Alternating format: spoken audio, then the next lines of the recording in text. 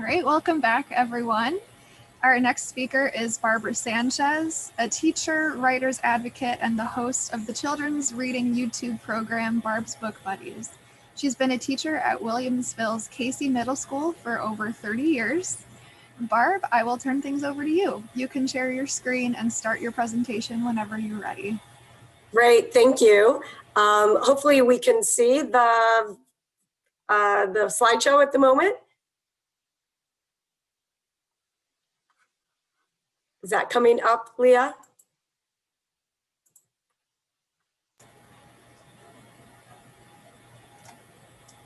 I'm not seeing it yet. Okay, maybe it's taking a second. Let's see where we're at. Okay, let's see. We're gonna go back to share and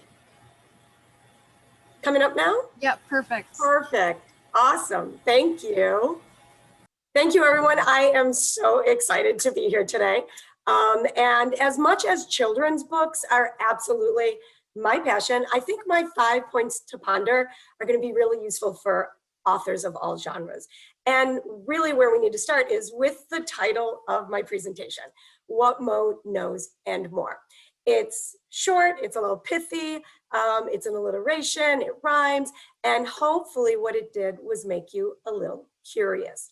So our first point to ponder is, would you pick your book up based on the title? What if the only thing somebody could see, if this was on a bookshelf, is the spine? So in your title, don't be afraid to be dramatic. Ask some questions, have some rhythm, have some alliterations. Good titles should inform and interest the reader. Titles are meant to be memorable, original. And I thought it might be kind of fun to look at what some of these book titles originally were called, and then see if you can figure out what they're called now. So we have First Impressions. Might not know what that was. Originally the working title for, yep, Pride and Prejudice. This next one absolutely just doesn't work. Mules and Horses Harness was Margaret Mitchell's Gone with the Wind. Mistress Mary, I don't know, that sounds a little cheeky considering it was a children's book, The Secret Garden. The Eye and the Ear. What do you think? Ernest Hemingway's A Movable Feast. And since last week was just Halloween, I had to throw this one in. The Dead Undead, Bram Stoker's Dracula. So keep in mind that your title is flexible. It's called a working title, and it's going to grow and it's going to change just as much as your story is going to grow and change as you are writing it. So again, back to my title, What Mo Knows and More. So who is Mo Willems? He is the best-selling children's book author. And this is pretty exciting. He is also the Kennedy Center's very first education artist in residence. He is the author of Knuffle Bunny. Some people say Knuffle, but his daughter actually says Knuffle Bunny, and it's about her. Elephant and Piggy, and Don't Let the Pigeon Drive the Bus. So what makes everything that Mo Willems writes a hit? Mo's mantra is, always think of your audience, but never for your audience. He believes the most important part of the book, the heart of the book, is the audience reacting to what he has splattered on the page. And I actually had an opportunity to meet and chat with Mo Willems. He is as engaging, intriguing, unique, and as genuine as his books. So think about that. Point to ponder number one, what's the title? Point to ponder number two, will your readers get lost? In a good way. Linda Sue Park, a Newbery Award-winning author, has said, in order to find yourself in a book, you first have to lose yourself in that book. And I know this part gets a little sensitive here, but you have to look at your story as an invitation to sharing your emotional soul. It's okay to be authentic, be open, be raw, readers are a little bit like dogs and children, right? They're going to know if you're being phony or if you're kind of being pushed into a direction. So fear, sadness, joy, happiness, they are all fundamental core emotions. And readers need to feel that connection with you and your story. When you ask someone what their favorite book is, especially what their favorite children's book is, they are usually going to respond with a smile, and they're going to want to tell you why it was their favorite. So think about this. Do you remember the first book that actually made you cry? For me, 6th grade, Bridge to Terabithia, hands down. First book that made you blush? Are You There, God? It's Me, Margaret by Judy Blume was mine. First book that made you sleep with the light on. Now I have a little bit of a dark and twisty side, and after this first one, I was hooked.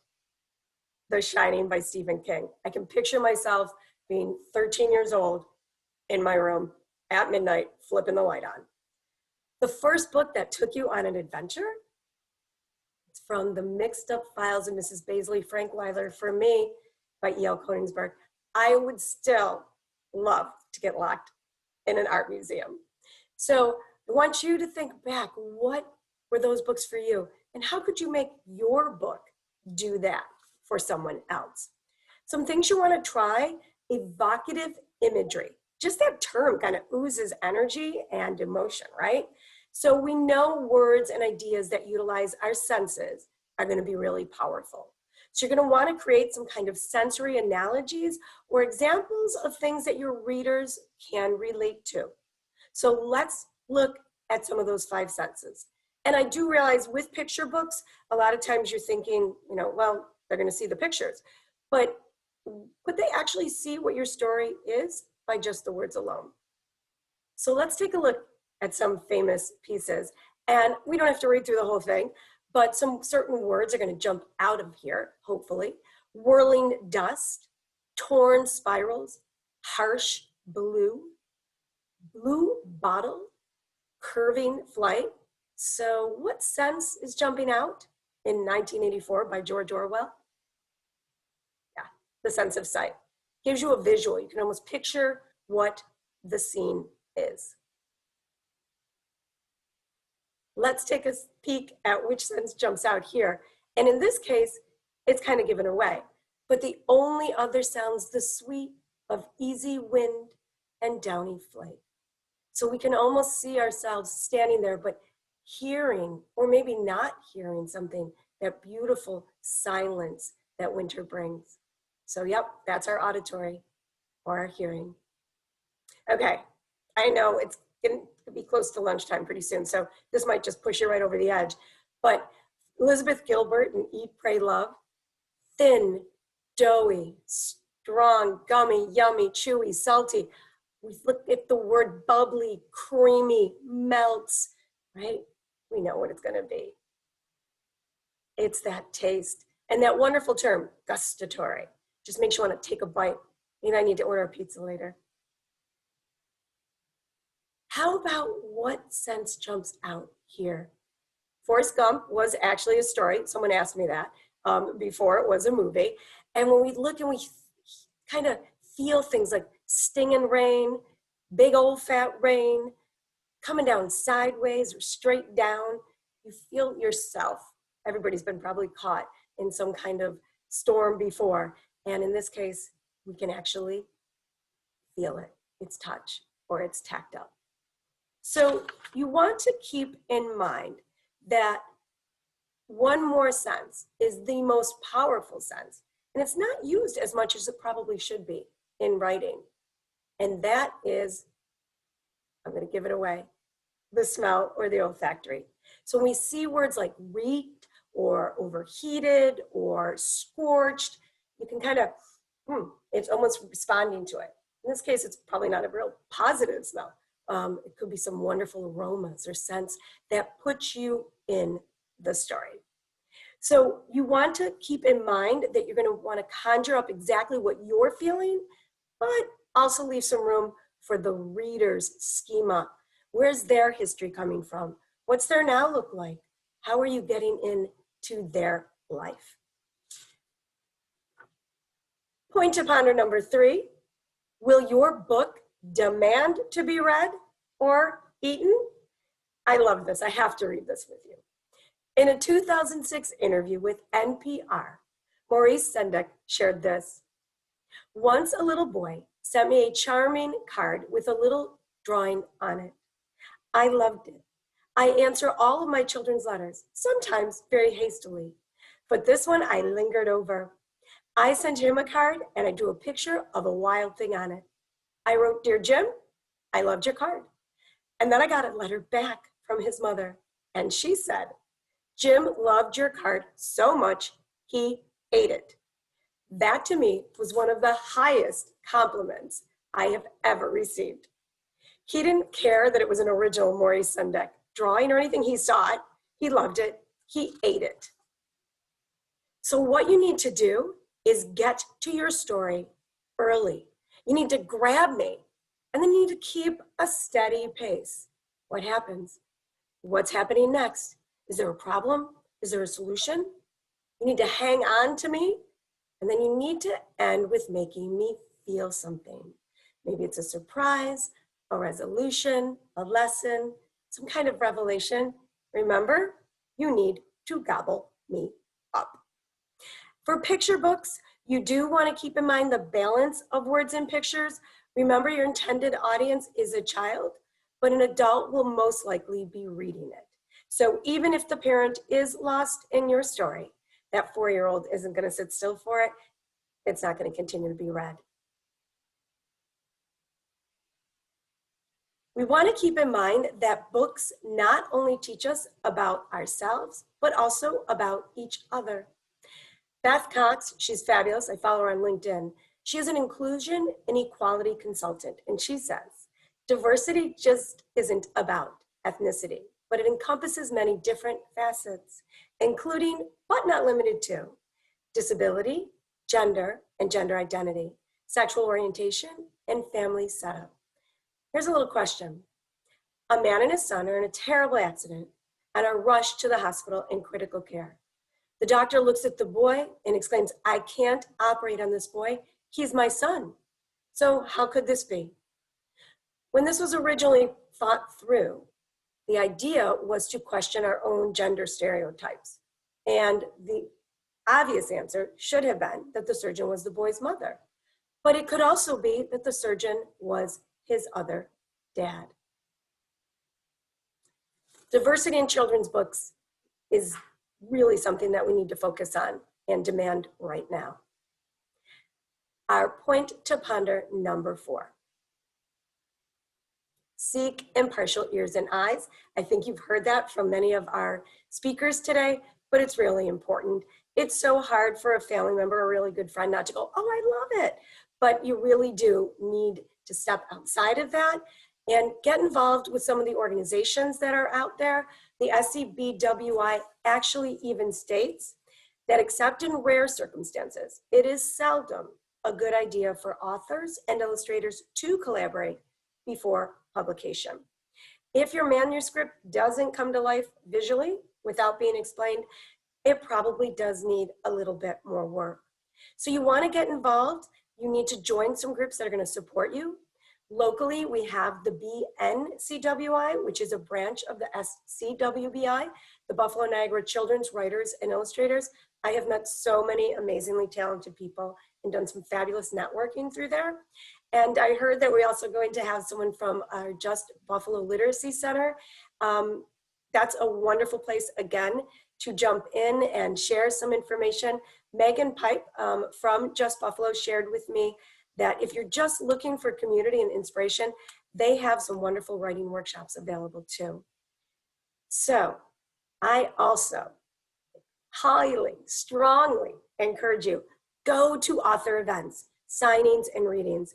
For the past few years, I have gone to the R. Michelson Gallery. It's located in Northampton, Massachusetts. This actually would have been the weekend I would have gone. I drive for about 12 hours for a 2-hour event. And this is the event that I actually met Mo Willems, Norton Juster, David Weisner. you name it, so many amazing people. And I think you can tell if you know who Arthur Aardvark is, PBS, but again, those were books to start. That's Mark Brown. And I'm a little starstruck because I was absolutely enthralled with meeting Mark Brown and chatting with him. But I highly encourage you, look around, see what's out there, and make the time and effort to go. You're going to learn so many things. Also, we have right here in Western New York, our amazing Children's Book Expo. Mark your calendars, November 13th, 2021. Kim Krug will be here also in a little bit. And Kim puts together an amazing group of authors and a fabulous opportunity to bring children to meet authors, but also for you to go and meet authors. And here I was very fortunate. I met Reem Farouk. Unbeknownst to me, she posted this picture in her blog, and I'm looking forward to meeting with Reem in the future and share her lovely story, Leila's Lunchbox, down the road. Don't forget social media. TED Talks are really fabulous places to also watch authors and see how they share their love and their learning. Also look at areas that are outside of your genre, because there are common threads. And every time I look at something else, I just pick up a little something to share. I also really recommend that you print your manuscript. I will catch things on a printed copy that I could never catch when I'm looking at my screen. I will work with authors and literally just put my finger over a word and they read it again and it reads so completely differently. So you want to take some time, go through it. Also, this might seem obvious, but read it at different times throughout the day. Read it when you're tired, read it when you're well rested, read it when you're hungry, read it when you're satiated. You're going to find different things on that printed hard copy than you will probably see by just kind of flipping through the manuscript on your laptop or your desktop. And my last point to ponder. I don't want to steal from Nike, but I wrote just do it, okay, but do it. My friend Claire Sally Mae has a wonderful way of finding things that inspire me. And she actually gave me a beautiful glass paperweight that says should, would, could, all crossed out. And then on the bottom says did. So you need to remember you are an author or an illustrator. I see so many times on social media people write, I'm an aspiring. No, you're not. You're there. You already made it. So how do I know that? Because you're here today. You signed up for this event. So be proud of what you're doing. It's going to happen. It will get published. A really great way. Somebody said this to me once, and it just kind of changed my mindset. Just use the term, not unpublished, pre-published. Pre, meaning before. Independent publishing houses are out there. Larger publishing houses will pick it up if you push it, if it's good, and it is good because it's yours. Something has nudged you or kind of pushed you to put those words or those thoughts on a page. And if they've moved you, you know that they're going to absolutely move somebody else. Some people are going to tell you to write every day. Some people will tell you not to write every day. There is no secret formula. I do find that rituals can be really helpful when you need to get back into the groove. I know that Dolores mentioned she had put something in a drawer for 2 years.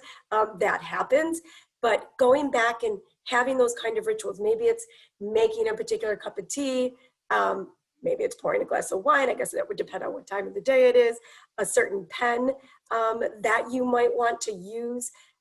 Rituals can be really important to keep us moving and moving forward in that direction.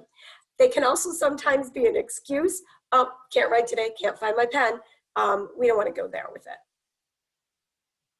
I had an opportunity to listen in to an interview, virtual interview actually, with Daniel Jose Older, and he just came back with the most simple ideas. Become an active participant of your story. You should never be on the outside. You need to be in it. Have a relationship with that blank page.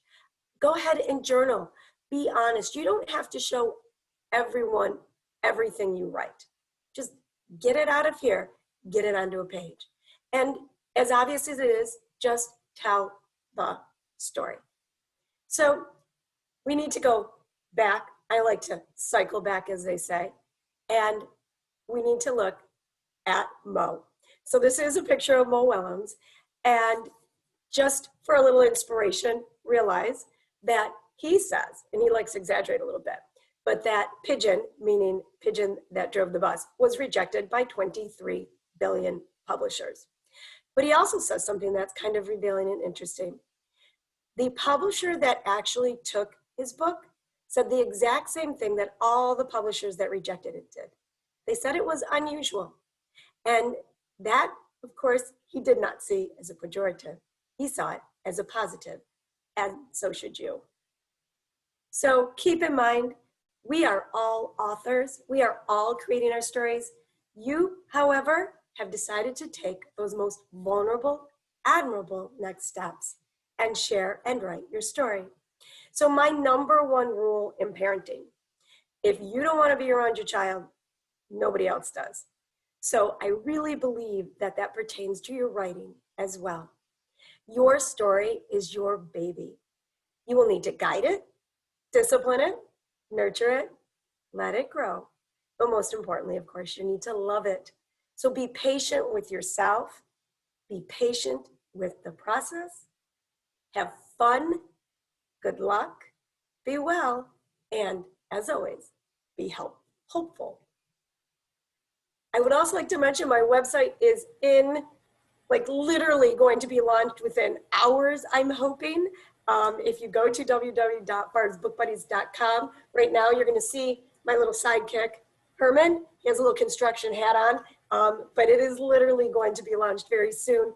Probably the best way to connect with me right now is checking out my YouTube channel. At the end, I have listed, again, my email and my snail mail, if you will, address. So thank you so much for letting me share my passion, and I hope that I've given you all some thoughts and some ideas to use in your own craft.